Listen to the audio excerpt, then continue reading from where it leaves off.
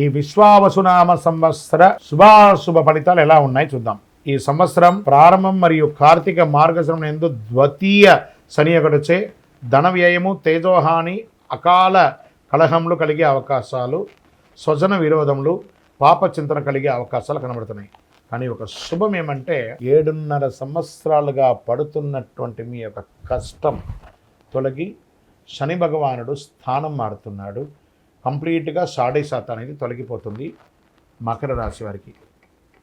మిగిలిన సమయం అంతా తృతీయ శనిగా ఆ ఒక్క 2 నెలలు మాత్రమే ఇబ్బందిగా ఉన్న ఆ సంవత్సరం అంతా కూడాను తృతీయ శనిగా ఏళ్నాడు శని తొలగటచే చాలా వరకు అనుకూలం. కాలం రుణ విముక్తి, భూగృహ యోగం, సంపాదన, ఉద్యోగ ప్రాప్తి కలుగుతుంది. స్వబుద్ధితో ఎత్తించిన కార్యక్రమాన్ని సిద్ధిస్తుంది. అన్నదమ్ముల మధ్య గొడవలు ఏమైనా ఉంటే తొలగిపోతాయి. పేచీలు పరిష్కారమయ్యే అవకాశాలున్నాయి. చైత్ర వైశాఖముల యందు పంచమ గురువు ఒకటొచ్చే చాలా వరకు పరిస్థితులు